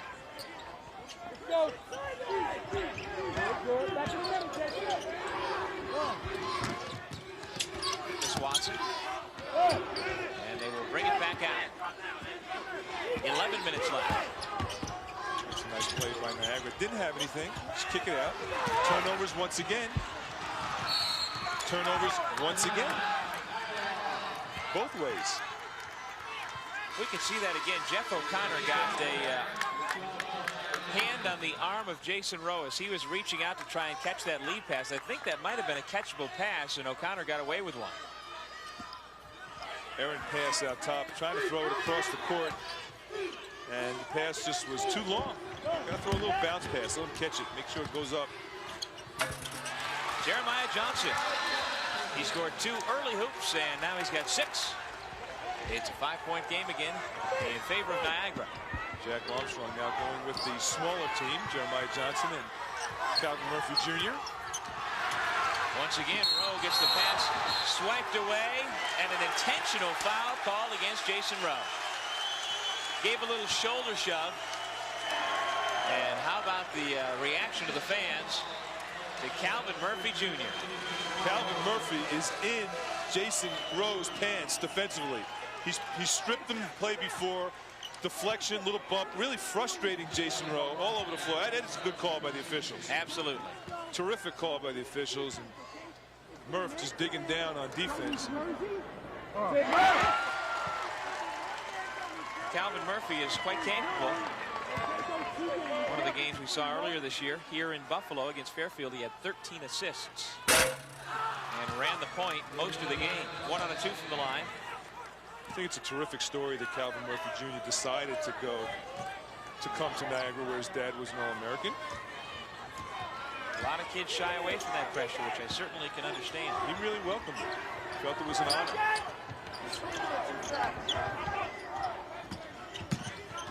Imagine the locker room talk there, though, with Calvin Murphy Jr., guys like Chris Watson, and he just starts throwing out numbers. Yeah, well, my dad had 68 against Syracuse, December 7th, 1968.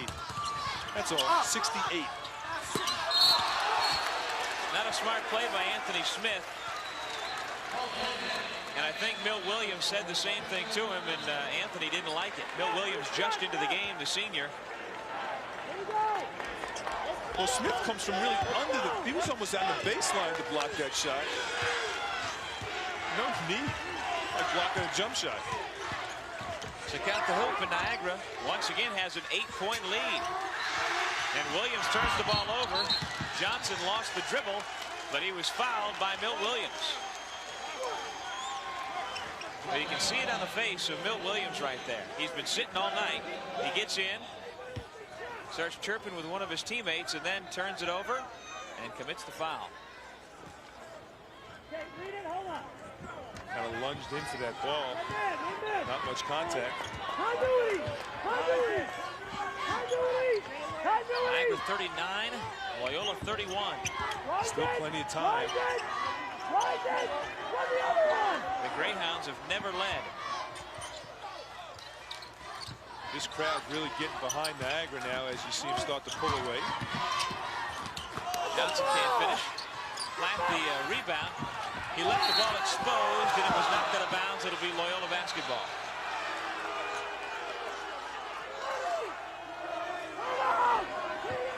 Niagara going with the two small guard look. Murphy and Johnson. Official going to grab a towel. Ball's wet. Never helped anybody's shot. Might have helped Jack's shot, though. Jack was one of those schoolyard guys where he could play with wet balls and cracked sidewalks. He did his undergraduate work at Fordham. He was always into coaching. Never was so much, at least in college, a player. Got the coaching job at Niagara at an early age, and now the most tenured coach in the MAAC. His 8th season. Hard to believe. He's only in his mid-30s. Kelly with a pull-up. There's Platt again. Roderick Platt playing big inside. He is into double figures with 10. And it's a 6-point game. Nice move by Johnson to get away from the double team. But another jump pass stolen by Williams. That's where I bet you half of the turnovers that Jeremiah Johnson commits, leaving his feet and trying to find a teammate. And he over dribbles and over penetrates. Lots of wasted motion in his game. And that'll cut down as the years go on. He's only a sophomore from Herndon, Virginia. 10 seconds on the shot clock as you see it.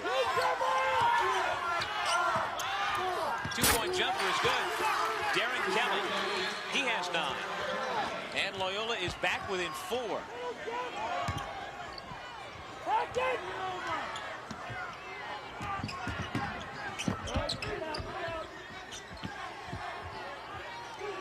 Johnson at the point. Murphy the 2 guard. Young inside with Watson, and O'Connor is on the other wing. So Milt Williams will lay off Johnson. Those 3 guys playing that perimeter defense, they're kind of laying back now and getting ready to sag in. And that zone, all of a sudden, Doug, is becoming effective. No one's shooting the ball from the outside from Niagara. They're kind of giving them outside shots. O'Connor's the only one willing to jack it up. You have to step in. You have to step into seams. You got to work the ball around the perimeter, extend the defense out by making some shots. Maybe the ball sweater. It's been a long day. Another break to wipe off the basketball. And we have a timeout on the floor. It's getting good, a 4-point game. Loyola is only down 39-35. We'll be back with more MAAC basketball after this.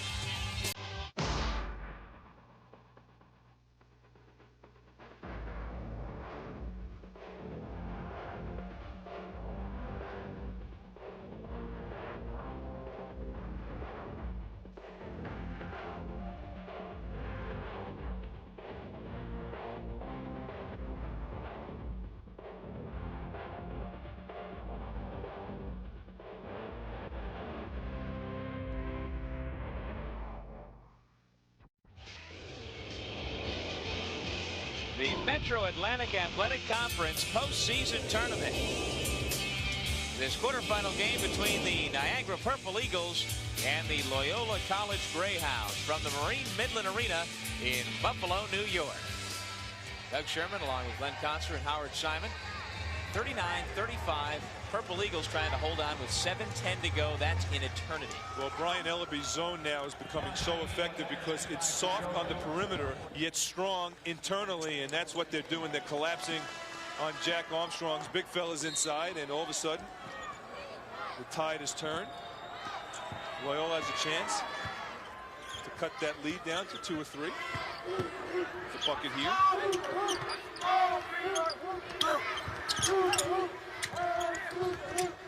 Loyola down 4 with the basketball. Foul. Offensive foul. Give the credit to Luke Dobrich. Number 5, little used guard, stepping in, and he's got a big grin on his face. He and Calvin Murphy. Nice job by Bernosky. Just gave him a little bump. The weak side came. Luke stepping in. Not afraid to give up that $155 body. I like it. I can relate. You think you would have stepped in on that? Not a chance. I mean, relate to the size. You would have turned around and ran away. Just like I did earlier today when they were coming our way. Here we go, run it. I get no credit for taking a charge. He does. 9 seconds to shoot. Nobody misfires. Big board right there.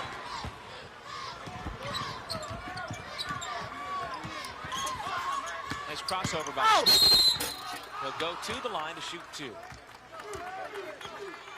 Well, Jason Rowe is out of the ball game at this point. Milt Williams is at the point.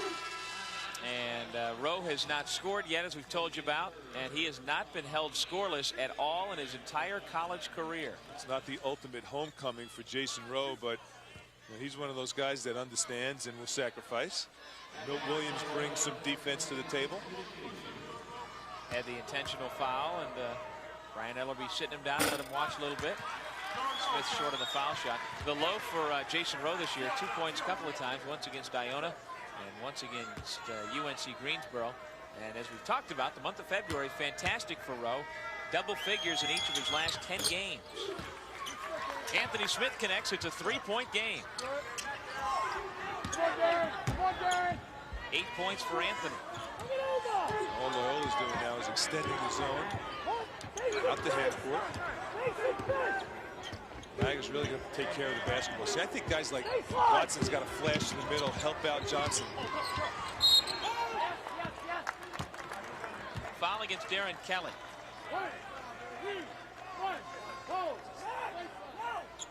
See, Johnson's going to have to blow by Kelly and convert on a couple of occasions in order for them to play honest defense. And right now, I think the ball's got to get down into Watson's hands. Watson has not had many touches the last 7 minutes. He's got to get the ball in his hands. Here's O'Connor. Anthony Smith's playing good defense on Watson in the low post.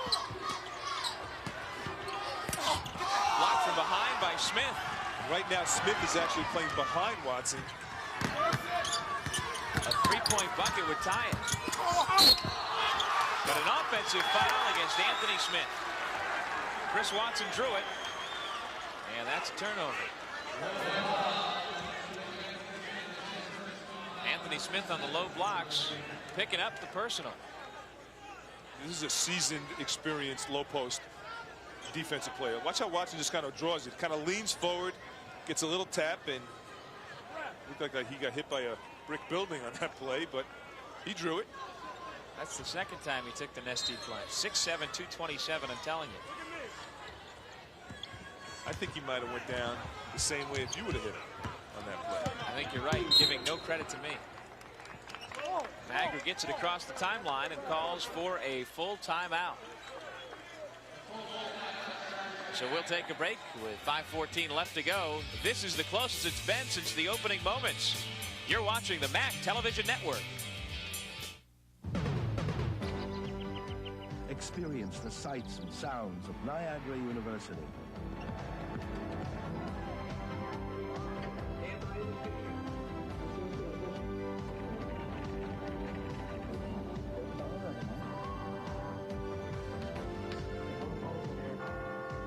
visit, call Niagara University at 286-8700. You'll love what you see and hear.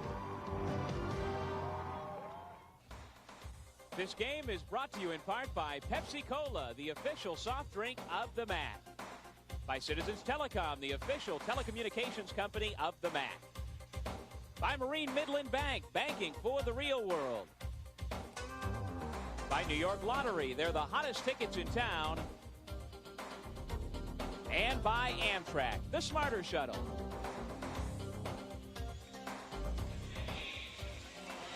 Here's another little look inside.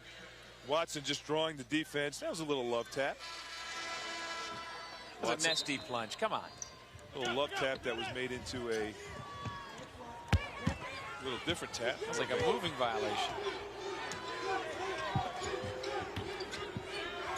O'Connor, Johnson, Jobity, Watson, and Nate Bernowski out there for the Purple Eagles. And Anthony Smith is called for the foul in yet another big collision. He and Chris Watson. And Anthony Smith takes a seat. Well, the Greyhounds have 5 minutes with which to work and try and get over that hump they've yet to be able to cross. They fell behind 12-0 to begin the game.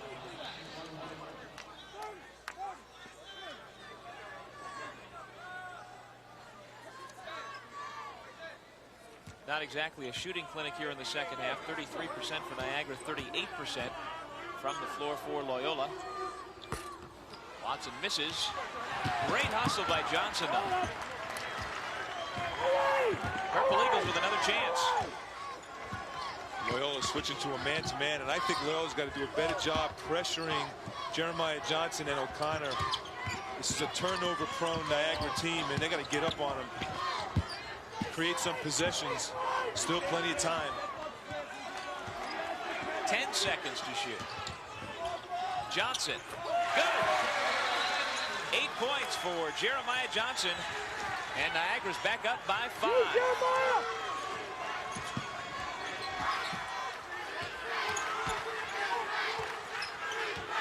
Jason Rowe, Eric Cooper, Roderick Platt, Anthony Smith, and Mike Powell out there for Loyola.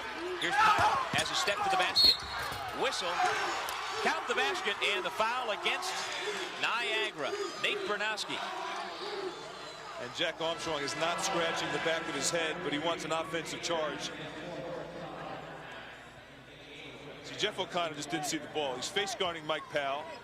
Weak side defense got there. That was a close call. That's a close call. See, O'Connor's turning his head. He doesn't know where the ball is. And Bernowski comes in and picks up the block.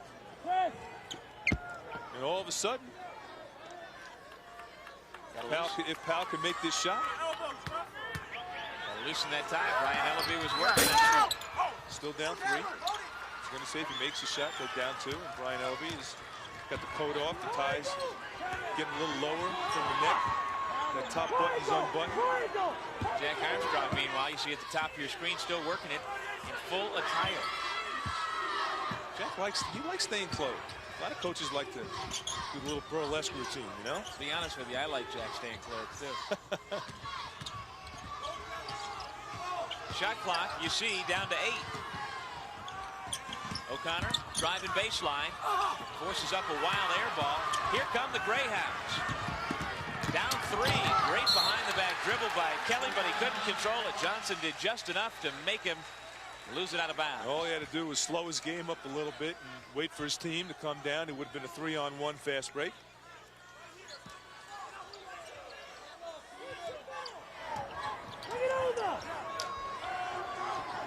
Lob into the front court for Young. Dangerous pass. Smith had his foot out of bounds and his hand on the basketball. So it'll be Niagara's over on the sideline. And Jack Armstrong wants a 20-second timeout. Well, it's been interesting today, to say the least. The #1 seed at noon, Iona, lost in a game which the Gales were in, but not really. They never really made the push. As we take a look at the brackets. Meanwhile, the St. Peter's Manhattan game right down to the wire. Roger Blind's Peacocks pulled it out to move on to the semis. The game tonight preceding this one, Canisius routed Siena 84-44 in a game that never was really too close. And then this one, Niagara's been in control since the 12-0 start, but we're going to wind up with a close one as the Greyhounds have hung around. Oh, there's no question this is going to go down to the last shot, to the buzzer. And free throws may wind up telling the story, and neither team has stepped forward. Niagara 5 of 11, Loyola 7 of 14. Ouch.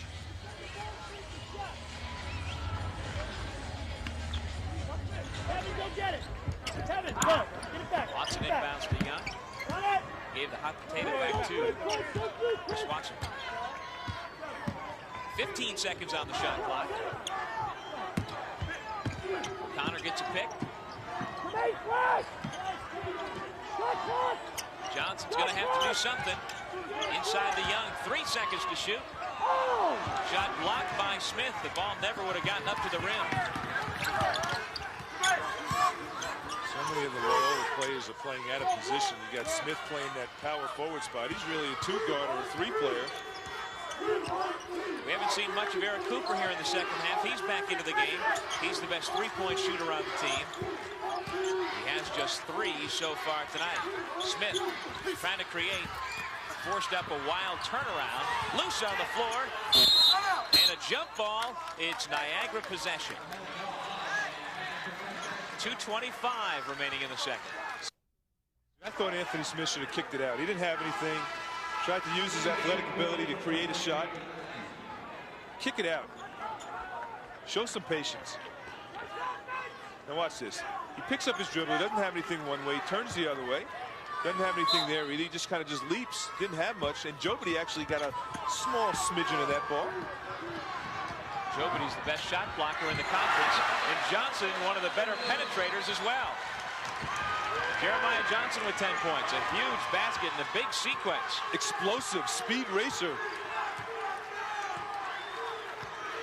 43-38, Purple Eagles. Jason Rowe heading back to the scorer's table. Will check back in for the Greyhounds. And there's the dead ball to bring him back in as once again Loyola turns it over. Anthony Smith underneath. Couldn't get it done. And the Greyhounds ask for a timeout, and they receive it.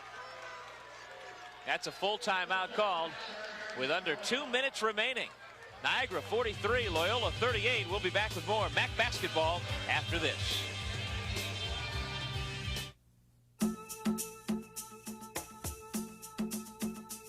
College isn't a destination. It's part of the journey of your life. Iona College, an oasis of achievement just minutes from New York City. Small classes, a commitment to academic excellence, and professors who have one goal, to help you exceed your goals. All in the tradition of the Christian Brothers. And it all begins with one phone call, 1-800-231-IONA.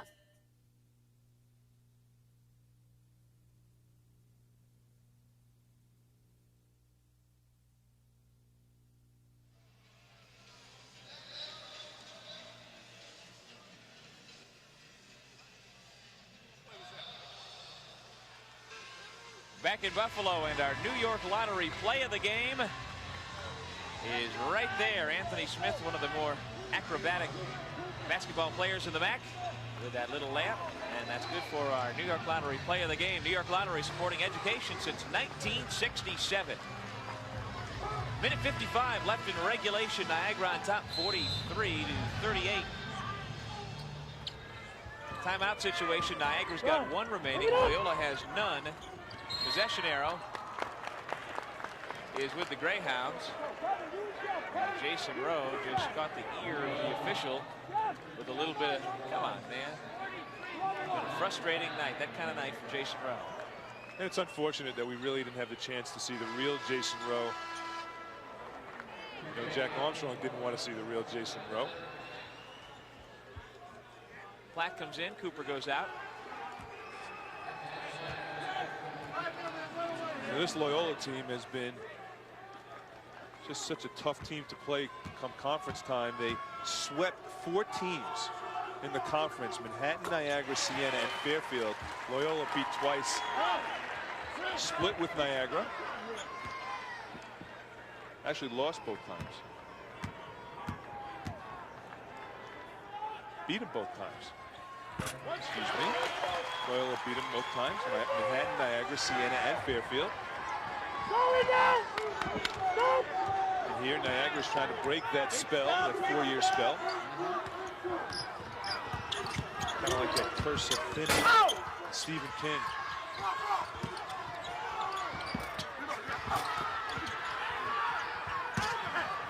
Anthony Smith, a senior trying to extend his career, draws the foul. Nate Bernowski picks it up. Well, it's always interesting in tournament play when it's getting down to the late stages. You look at the faces of the seniors who might be seeing their careers come to an end. Anthony Smith is one of them. Now watch Nate Bernowski come into your screen when the ball is brought down low. He just kind of wrestles it away.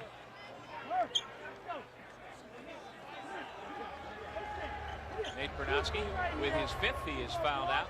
Interesting on Thursday that Loyola head coach Ryan Ellerby publicly thanked the 2-star players Anthony Smith and Mike Powell for transferring to Loyola and putting their faith and trust in him and confidence in him. And he came back and said, you have come to me and now I have full confidence in you guys. Hopefully we can go out and make a good run in the postseason. I thought that was nice that he appreciated the guys leaving University of Virginia and Duquesne University to come to Loyola College. There's Anthony Smith right there. And the song over the PA right now is certainly appropriate. The final countdown as Smith goes to the line with a couple of very important free throws upcoming. And with 1:33 left on the clock, these are big free throws, and it gives Loyola time to set up their defense. Expect some full court pressure from Brian Ellaby. And the man you just saw on the sideline with his towel around his neck and Ellaby had his arm around him was the other senior on the team, Milt Williams, who will come in at the next break. 0 for 2 from the line for Smith, and an offensive foul against Johnson. See, it's going to be important for the Niagara players to control their emotions right now, because I think the officials, it's pretty late at night right now, and I don't think the officials want to hang around too long. They're not going to take any action or acts from any of the players, and Jeremiah Johnson kind of came up gesturing to the officials that he didn't like the call and how quickly this game could turn around with one of those quick tees. Well, it's a 7-point game. That's still a 3-possession game, but like you said, once the technicals get involved, if indeed they do, as Royer tried to force it in and lost it.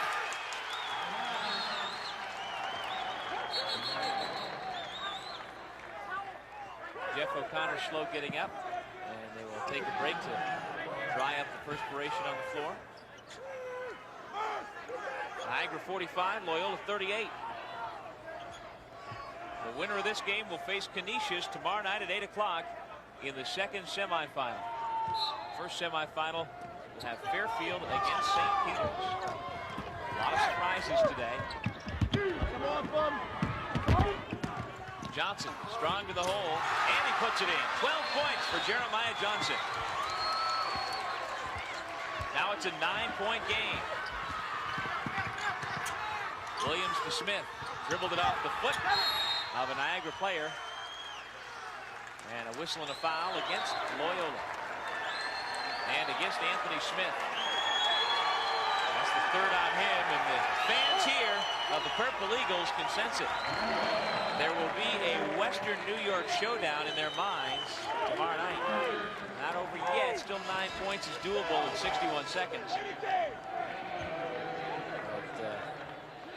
Tomorrow night, that could be a raucous scene. And Loyola had a bunch of chances on the free throw line to get back in this game. They just went ice cold. Could have made this game a lot more interesting, shooting 80%, 70% from the free throw line.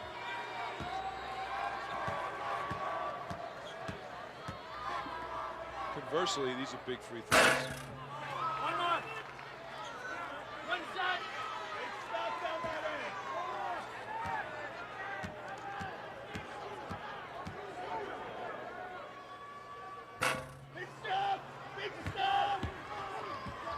Inside of a minute, Jason Rowe to the hoop, and he's finally on the board.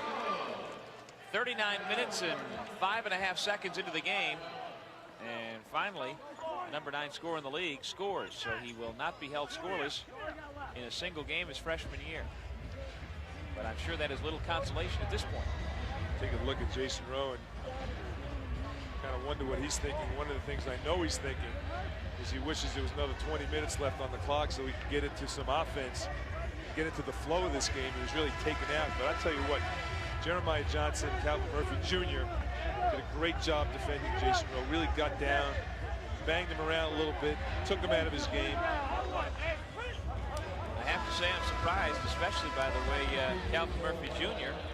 was able to get after him, poke away a couple of balls.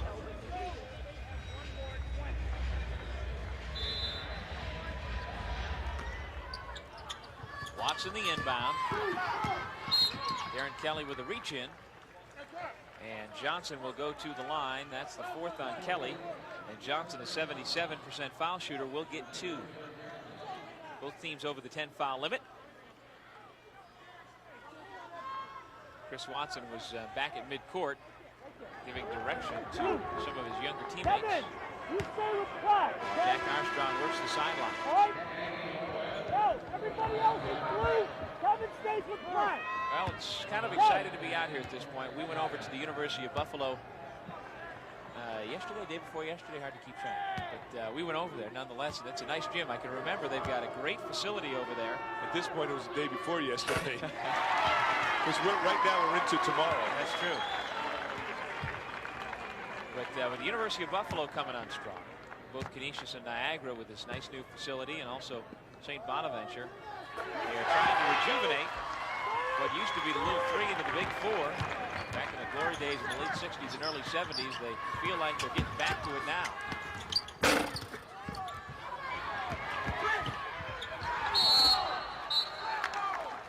Foul against Anthony Smith. Our Pepsi player of the game is that man right there, Chris Watson. Check that, it's Jeremiah Johnson. We'll go in the backcourt, and Jeremiah right there with 2 of his 12 points. Make that 14 points. It's been a long day, forgive me. Pepsi player of the game, Jeremiah, 14 points, 4 assists, and 2 rebounds. Good floor game. Cut his turnovers down the last 5 minutes of the game. Made some big plays, pushing the ball up the floor.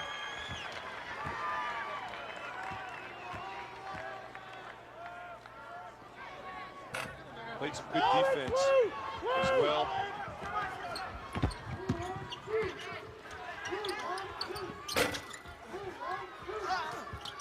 Half a minute to go.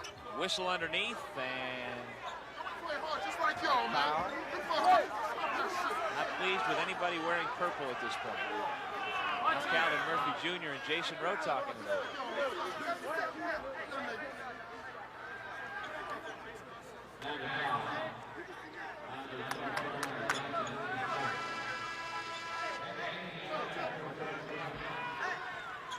A lot of trash talking at this point. It's a 10-point game. Well, Niagara jumped out so quickly, 12-0, and Loyola was able to recover to a degree, but never was able to even tie the game up. And this has been a big part of the problem, free throws. Mike Powell has only 6 points and 5 rebounds. As a team, Loyola 7 for 18. Here goes Watson. And Kelly wouldn't let him go in and throw it down. Well, tomorrow at 1 o'clock back here in Buffalo, we'll be on hand for the MAAC Women's Championship game between top-seeded St. Peter's and the underdogs from Niagara. That should be an interesting game. It's at 1 o'clock and will be aired on tape delay on MSG at 4 o'clock. It will be carried live on Empire at 1 o'clock. Check your local listings. And then the men's semis live at 6 and 8 o'clock on Empire and MSG. In the opener, it'll be Fairfield against St. Peter's, and the nightcap looks like the all-Western New York showdown between Canisius and Niagara. And Chris Watson will get at least one more chance to play some basketball in the purple uniform.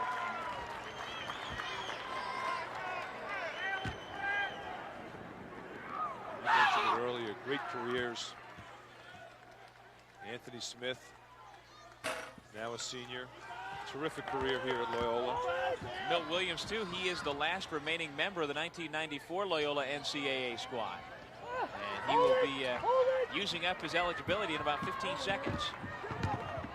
Johnson gets the layup, 16 points for our Pepsi player of the game. 53-40. And tomorrow night we'll be back here as Williams connects on his final hoop.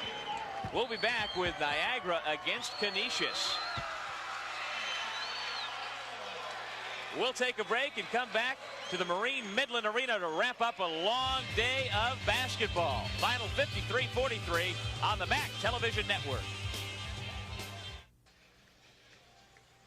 Welcome back to Buffalo for the final time today. Actually, this morning now, Niagara has beaten Loyola 53-43 to claim the final spot in the Final Four. Doug Sherman along with Glenn Conser. And, well, we started this morning at about 9:30 with we started clean shaven. And now you get that little Kirk Gibson growing right here. That's about the first time in my life I've had to shave more than once in a day, but it's Sunday now, so it's another day of shaving. But anyhow, let's take a look at the brackets as we've made it into the men's Final Four. It's St. Peter's against Fairfield in the early game and Niagara against Canisius in what should be a doozy. Well, I think it's totally wide open right now. You got the Buffalo matchup. Everyone excited up here in Buffalo. Everybody kind of waiting and was awaiting for that matchup. And, of course, you got the underdog Fairfield. David versus Goliath, this whole tournament going up against a very tough St. Peter's team. I think we've got a nice semifinal matchup coming up tomorrow. Absolutely. Two big upsets today and tonight, including the one we just witnessed. What was it that Niagara was able to contain Loyola and lead from wire to wire? Well, I think they did a great job of shutting down Mike Powell. I think Mike Powell didn't score much within the flow of the offense. They did a nice job of picking him up. Of course, Jason Rowe shut down this game. The only real threat out there for Loyola was, of course, Anthony Smith. Didn't have many points from him. Just a great defensive effort. Straight man-to-man, nothing fancy from Niagara. All right, thank you, Glenn. That'll wrap up a long morning, afternoon, night, and morning once again from Buffalo. Once again, the final score here at the Marine Midland Arena, Niagara 53, Loyola 43. Our next telecast will be tomorrow when we bring you the Women's Championship and the Men's Semifinals. Check your local listings. For Howard Simon and Glenn Conser, this is Doug Sherman. Thank you for watching MAAC Basketball.